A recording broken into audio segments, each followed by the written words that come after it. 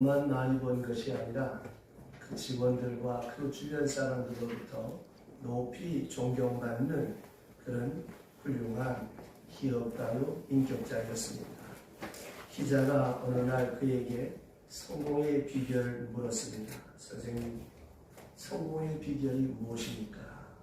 그때 목재왕 깁슨은 이렇게 말했습니다. 첫째, 술 마시지 말 것. 둘째, 열심히 일할 것. 세 번째, 모든 것을 하나님께 맡길 걸. 기자가 듣고 깜짝 놀랐습니다. 아니, 누구나 다 아는 이야기가 아닙니까? 너무 쉬운 거 아닙니까? 그때 목재왕 깁슨은 말했습니다. 그렇습니다. 누구나 다 알지요. 다 알지만 그러나 이 말을 몰라서 못하는 것이 아니라 3살 된 아이도 다 알고 누구나 다 아는 보편적인 진리와 교훈입니다. 그런데 60이 넘어도 실천하지 못하기 때문에 문제입니다. 라고 하는 대답을 했습니다. 여러분, 성공의 비결을 모르십니까? 축복의 비결을 모르십니까? 형통하기의 비결을 무엇입니까? 어떻게 해야 내가 존경받는 사람이 되고 어떻게 해야 복된 사람이 된다는 거 모르는 사람 아무도 없습니다. 문제는 알고도 실천하지 않는데 문제가 있습니다. 새해가 되었습니다. 새해가 됐다고 여러분 달라지는 것이 무엇이 있습니까? 아무것도 없습니다. 내 의식과 내 생각이 달라지지 아니하면 여전히 옛사람이 되어버리고 마는 것입니다. 동시에 성공의 비결, 형통의 비결, 새로운 거 없습니다. 여러분 생각해 보세요. 건강의 비결을 몰라서 여러분 건강하지 못합니까?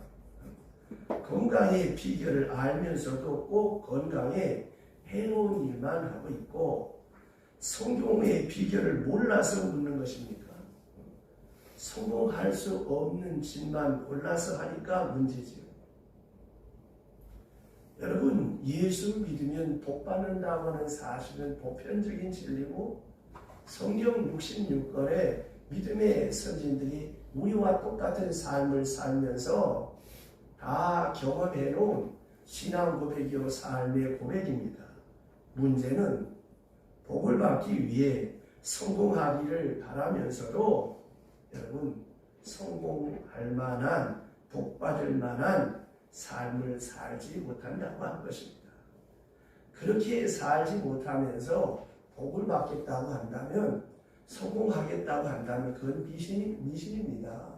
성경에 그런 거 없습니다. 여러분 작은 일부터 아는 것부터 실천해 나가는 것이 중요한 것인데 오늘 우리가 지식정보 사회에 접어들면서 우리는 어쩌면 정보의 홍수 그리고 각종 어떤 성공의 비결 어떤 새로운 생의 비결 얼마나 많은 정보 속에 살아갑니까?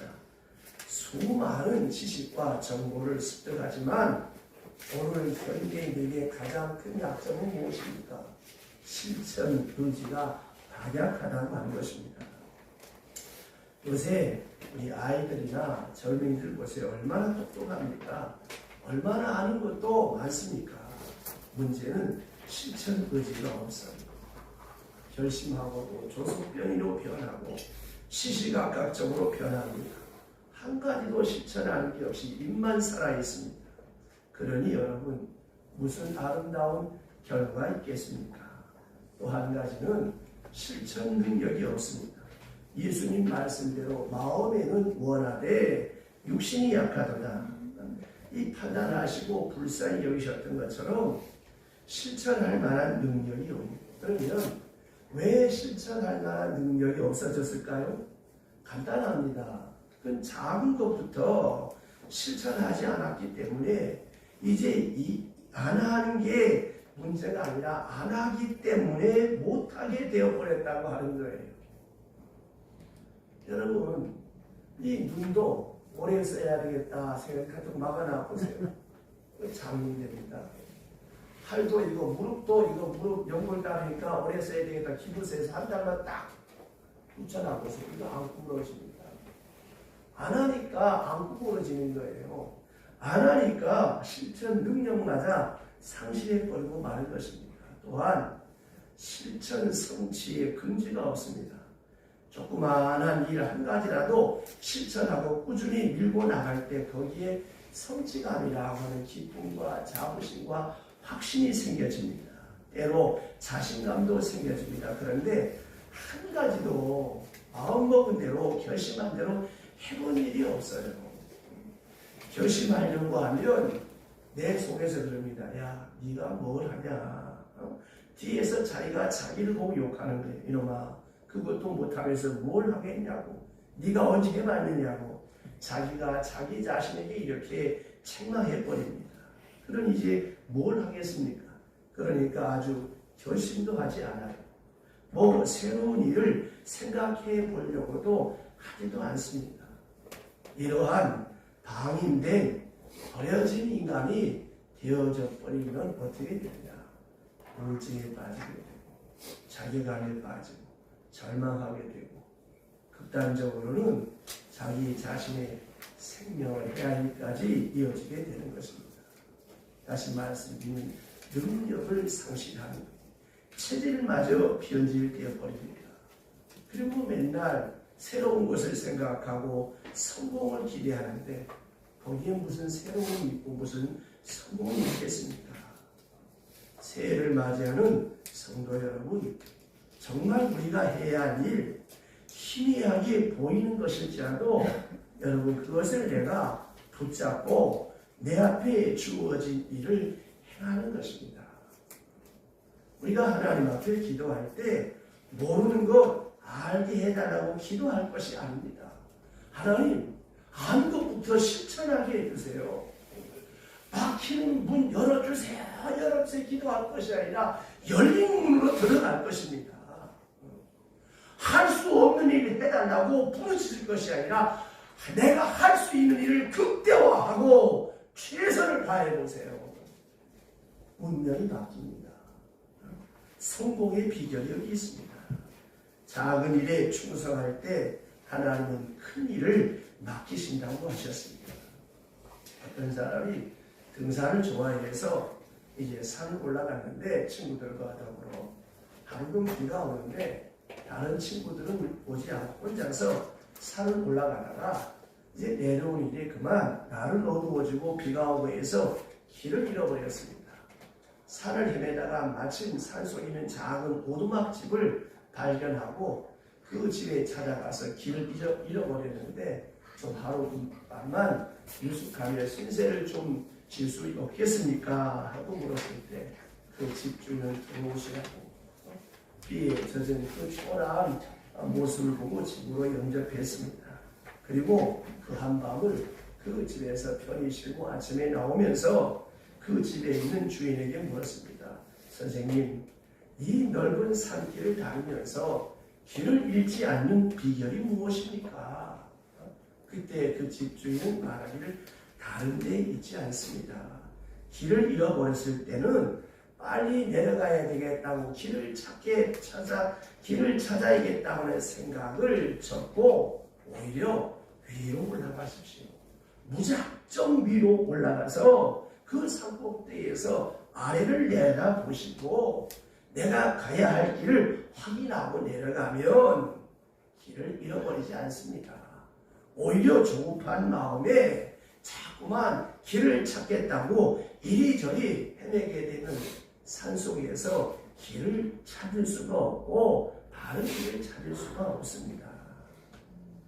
이 말을 들은 이 등산가는 그 노인에게 감사의 인사를 드리고 나왔다고 할 것입니다. 여러분, 이 새해 아침에 제가 상징적인 예화를 여러분에게 들려드렸습니다. 이것이 생의 비결이요 성공의 비결입니다. 오늘 주신 말씀을 보시면 주님께서 친히 형통의 비결, 성공의 비결을 알려주고 계시고 또한 실패의 확실한 이유가 있듯이 성공의 확실한 이유가 있다고. 그래서 형통하려면, 성공하려면 어떻게 해야 되느냐? 성경은 오늘 이 아침 우리에게 몇 가지를 말씀하는데, 우리가 신앙생활하면서 얼마나 이 말씀을 많이 되뇌이고 묵상하며, 또 이따가 설교 끝나고 부를 찬송일까 합니다만은, 여기 보면 첫째가 염려하지 말라. 오늘 이 짧은 본문에 염려라고 하는 단어가 몇 번 있는가 생각해 보셨습니까?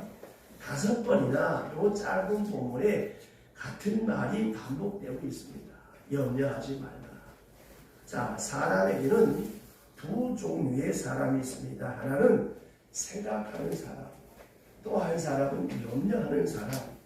여러분, 생각과 염려는 다릅니다. 생각이라고 하는 것은 창조적이고 건설적이고 긍정적인 것에 비해서, 염려라고 하는 것은 파괴적인 것이고 부정적인 것이고 절망적인 것이 바로 염려입니다. 여러분, 염려란 근본적으로 불필요합니다. 이제 인생 반백이 넘은 시간을 우리 모두가 지금 살아가고 있잖아요. 돌아온 세월을 여러분 한번 가만히 생각해 보세요. 염려한들 걱정한들 무슨 소용이 있습니까? 이미 그 회사에 몸담고 있는 분이나 또 신문이나 이런 세계적인 뉴스를 통해서 아시겠지만 올해가 더 어렵습니다. 걱정거리가 많습니다. 아는 사람은 다 압니다. 우리 사회로 와서 어제 저녁에 여러 가지 얘기를 하는데 많은 정보를 주는데 정말 어렵습니다. 왜 제가 소무의 영신 예배 때 그 본문을 택한지 아십니까? 광야와 같습니다. 사막과 같아요. 물이 어디 있습니까? 길이 어디 있습니까? 그런데 여러분 생각해야 됩니다. 세상 모든 것이 내 멋대로 지멋대로 움직이는 게 아니에요. 제가 늘 말씀드리자, 누가 나한테 욕을 해도 하나님이 저 사람을 시켜서 내주시는 메시지다, 말씀이다, 이렇게 믿고 받아야 그리스도인이야. 되어지는 모든 사건 하나하나 내 머릿속으로 한번 생각해봤겠자 답이 없어. 모르겠거든. 무조건 하나님의 뜻이구나. 하나님이 나를 위해서 깨달아 주신 사건이구나. 이거를 믿으세요. 믿고 하나님의 약속의 말씀을 붙잡고 사람과의 약속을 지켜도 여러분 필라델피아 땅을 얻었잖아요. 하나님의 약속을 믿고 걱정하지 말고 앞으로 나가면 없는 매출하기 때도 동풍을 불어서 내 사업장에 내려주시는 하나님, 광야의 길을 내시는 하나님, 사막의 강을 내시는 하나님이십니다. 이 하나님을 붙잡고 걱정하지 말고 염려하지 말고 우리에게 든든한 힘의 근원자, 능력의 근원자는 돈 많은 어떤 재벌도 아니고 어떤 권력자도 아니에요. 시편 146편에 도움이 없는 인생을 의지하지 말고 야곱의 하나님으로 나의 돕는 자를 삼고 방백 의지하지 말라. 이 사람이 복이 있다고 했습니다. 여러분, 염려란 근본적으로 불필요합니다. 아무 소용없는 거예요. 걱정해봤자 되는 아무것도 없습니다. 오늘 주신 말씀에 염려한다고 키를 한 자나 더하겠느냐? 그럴 수 없다라고 하는 거예요. 아무리 여러분 3년 6개월 근심하고 걱정을 염려해 보세요. 아무 소용이 없습니다.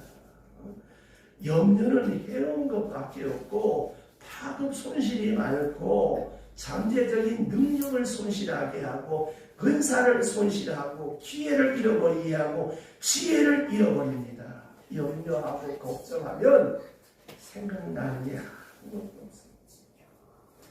가지고 있던 지혜와 능력도 다 빼앗기고 맙니다. 그러므로 여러분 생각해야 합니다. 1차적으로 성공은 마음에서부터 이루어지는 것입니다.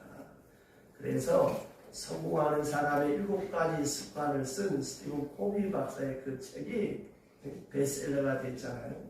그 책의 전체의 줄거리는 주도적인 사람이 되라는 거예요. 더 깊이 들어가면 잠언 4장 23절 무릇 지킬 만한 것보다 더욱 내 마음을 지켜라. 생명의 근원이 이에서 남이라.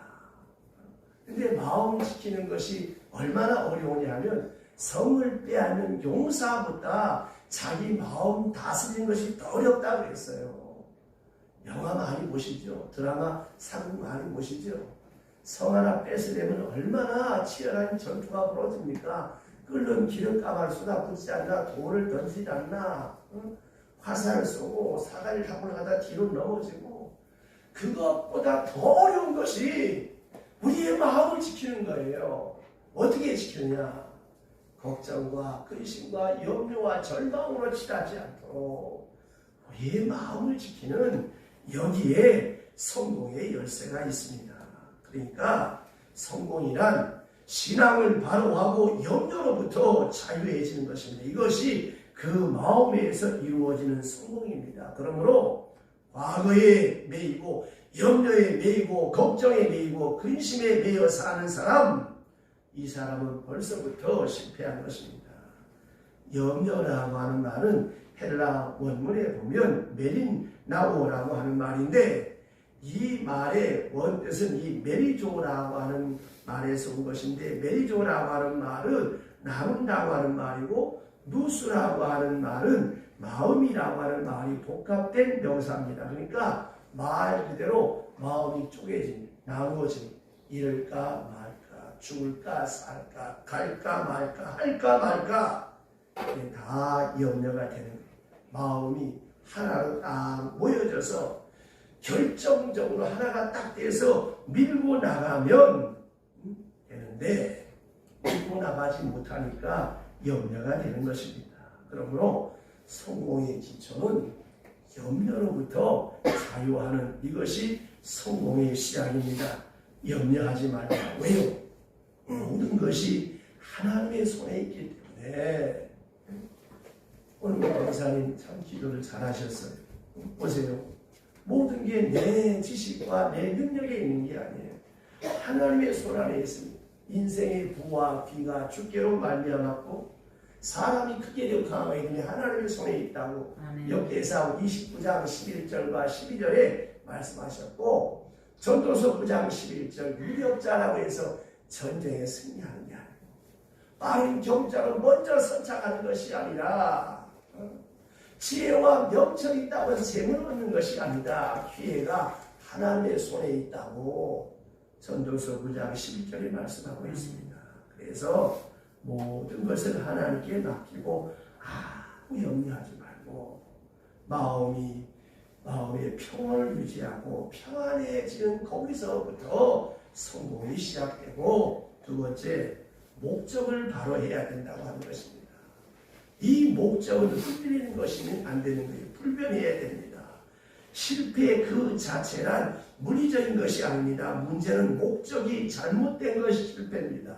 여러분, 무슨 목적으로 삽니까? 목적이 없는 것이 실패요. 목적이 잘못된 것이 실패요. 목적이 변하는 것이 실패입니다. 처음에는 좋은 목적으로 시작했다가 어느 사이 목적이 뒤바뀝니다. 목적과 방법이 그만 뒤바뀌고 말았어요. 무엇을 위하여 살았는지, 무엇을 위해서 내가 이것을 시작했는지 알 수 없게 되어버렸다는 것이죠. 그러면 이건 실패입니다. 목적 상실, 목적의 변경, 이것이 실패의 원인이라는 말입니다. 어떤 사람이 그 옛날 좀 무사가 되기 위해서 산에 들어가서 그 도사로부터 무예를 가르쳐 달라고, 나를 문화생으로 써달라고 입산 수도에서 무술을 배웁니다. 무술을 가르쳐 주는데 칼 쓰는 법, 먹는 법 다 가르쳐 주었는데 이제 마지막 활 쏘는 법을 가르쳐 달라고 했더니 저 나무까지 저 높은데 그 감 열매 하나를 딱 매달아 놓고 멀리서 그 감을 쳐다보라고 하는 거예요. 하루 종일 무슨 훈련이 감만 쳐다보는 거예요. 하루 종일 감을 쳐다보고 저녁 때 도사가 물었습니다. 야, 감이 얼마나 보이냐? 그랬더니 번지나 하나게 보입니다. 잘 안 보입니다. 에이, 다시 그 감을 봐라. 계속 감만 쳐다보라고 하는 거예요. 며칠 지나고 나니까 이 보사가 묻기, 야, 이제 감이 얼마나게 보이냐? 예, 밤톨만하게 보입니다. 아직 멀었다. 또 쳐다봐. 종일 앉아서 나무가지 달리는 감만 쳐다봅니다. 1년이 됐습니다. 보사가 물었습니다. 야, 감이 얼마나게 보이냐? 저는 감이 물동이만하게 보입니다. 그럼 쏘아라. 그래서 그 감을 맞췄다는 거예요. 성도 여러분, 목적이 여러분에게 얼마나게 보입니까? 머지만하게 보입니까? 밤톨만하게 보입니까? 그러면 안 되겠죠. 목적이 크게, 환하게, 분명하게 보여야 돼. 자나깨나 보여야 돼. 그 목적을 향해서 돌진하는 것입니다. 여기에 성공이 있는 거예요. 내가 왜 일을 해야 하는지, 내가 왜 살아야 하는지, 왜 내가 장사를 해야 되는지, 왜 내가 직장에 나가야 하는지 도대체 목적을 찾으려야 찾을 수가 없어. 이렇게 돼가지고는 성공할 수가 없는 것입니다. 목적이 그 가치를 형성하기 때문이요. 그 가치가 그의 생명력이 되고 지혜가 되기 때문입니다. 그러므로 목적은 큰 것이어야 합니다. 높은 것이어야 합니다. 좀 더 나아가 이 목적이란 생명과 자기 존재보다도 더 큰 것이라야 된다라고 하는 것입니다. 무슨 말인가 하면 사는 게 목적도 아니고 출세도 목적도 아니고 돈 버는 것도 목적이 아닙니다. 그러면 어떤 목적이어야 되겠느냐라고 하는 것입니다. 그것은 위하여 죽을 만큼 큰 목적. 그것을 위해서 내 생명을 던져도 아깝지 않을 만한 목적. 내 재산은 물론 내 생명까지 다 바쳐도 조금도 아깝지 않은 그 목적. 이것을 위해서는 이대로 죽어도 좋다. 이런 뚜렷한 목적이 있어야 성공이 있는 것입니다. 확실한 뚜렷하고 온전한 목적을 지니고 살아야 된다고 하는 것입니다. 어느 합창 지휘자가 합창 단원을 가르치면서 이런 얘기를 하더랍니다. 노래를 부르는데 옆 사람의 노래가 들립니까? 옆 사람의 소리가 안 들리면 그건 당신의 목소리가 너무 큰 것입니다. 다시 하십시오. 또 묻습니다. 지휘자가 보입니까? 만약에 지휘자가 안 보이면 제멋대로 하는 것이고 잘못된 것입니다. 내가 노래를 부를 때 내 앞에 있는 지휘자를 똑바로 봐야 됩니다. 내 옆에 부르는 사람의 소리도 함께 들어야 되는 것입니다. 그렇습니다. 아무리 바빠도 이것이 합창의 원리입니다. 마찬가지로 어떤 경우에도 여러분 목적을 잃어서는 안 됩니다. 뚜렷한 목적하에 살 때 비로소 성공은 그 앞에 오는 것입니다. 또한 그리고 말씀하십니다. 그의 나라와 그의 의를 구하라. 그의 나라와 그의 의를 먼저 구하라. 프라이어티 넘버 원의 문제입니다. 우선순위의 문제예요. 무엇을 먼저 하느냐? 똑같은 일이지만 순서가 잘못돼서는 안 되고 하는 것입니다. 무엇이든지 절차와 순서가 있어야 됩니다.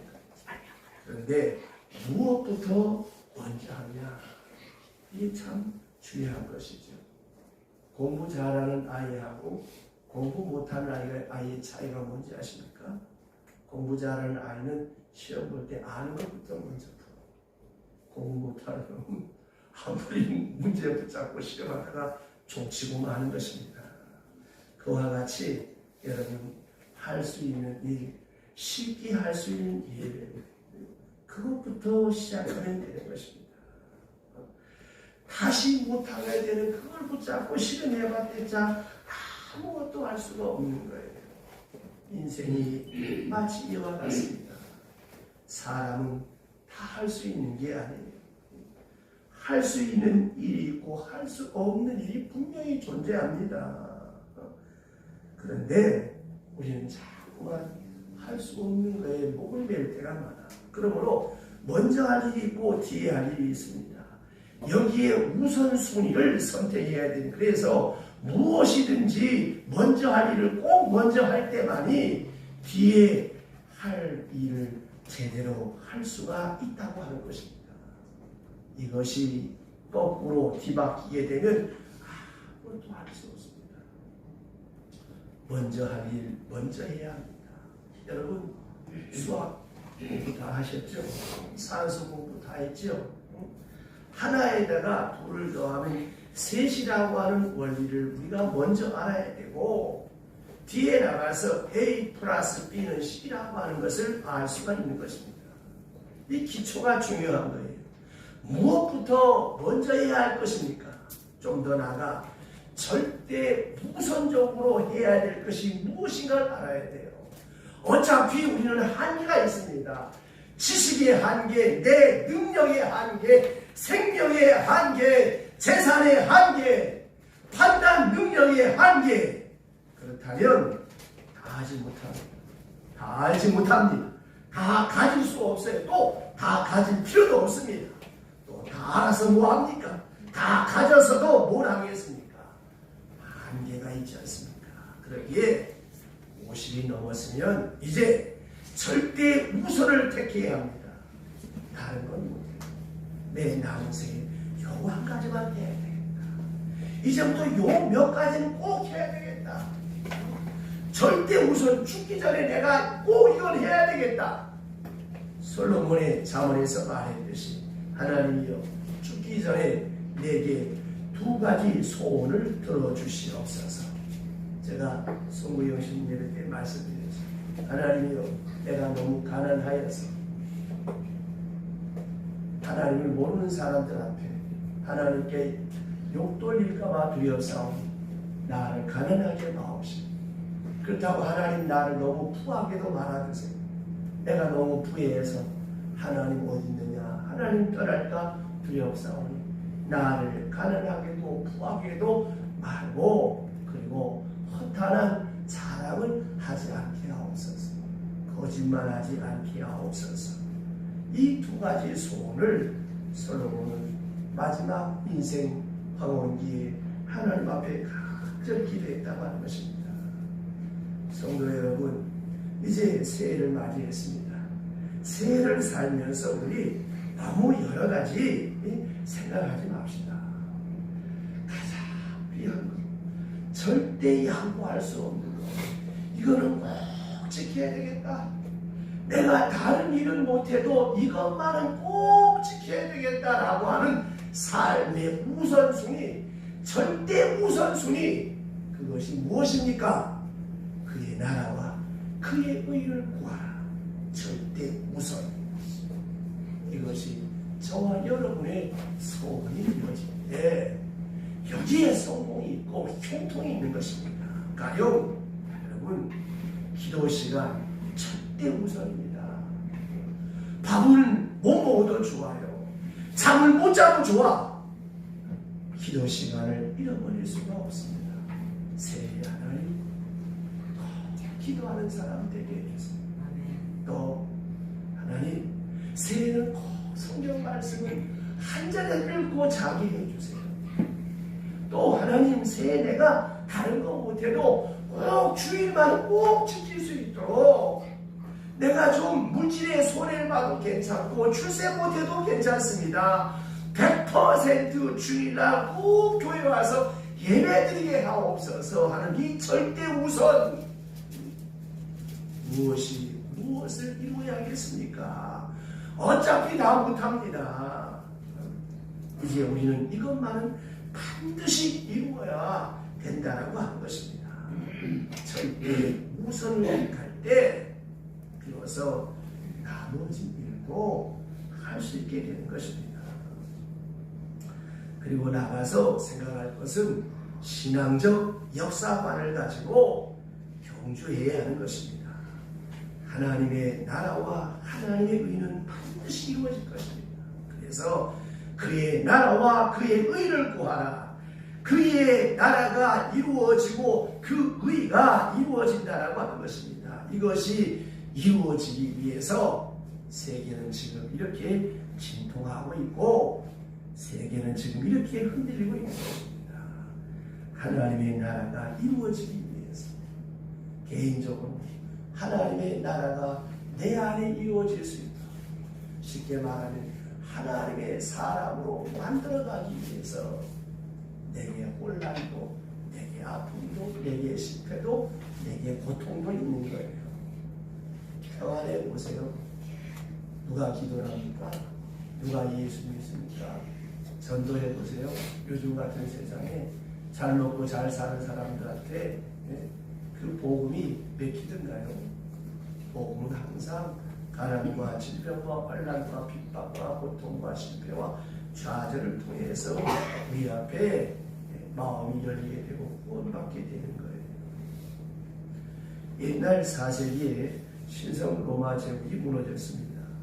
지금 역사적으로 가보셔도 그 당시 얼마나 화려했던 로마인가 하는 것을 우리가 눈으로 역사적으로 볼 수 있지 않습니까? 그 로마의 도성, 그 신령한 신성한 로마 제국이 무너지는 순간에 그것을 무너뜨린 사람이 누구냐? 헐트족입니다. 만족. 옷도 입지 아니한 야만족들이 도끼 들고 쳐들어와 가지고 거룩하게만 여겼던 신성 로마 제국이 무너졌습니다. 모든 사람의 마음이 흔들렸습니다. 기독교인의 마음도 흔들렸습니다. 하나님, 어찌 이런 일이 있을 수 있습니까? 그렇게 고민하는 중에 어거스틴은 계시적 영감을 얻었습니다. 기도하는 중에 중요한 문제를 깨닫게 됩니다. 세상 나라가 무너지고 하나님의 도성이 세워지는도다. 하나님의 도성, 시티 오브 갓, 하나님의 도성이 세워지는 것을 보았다.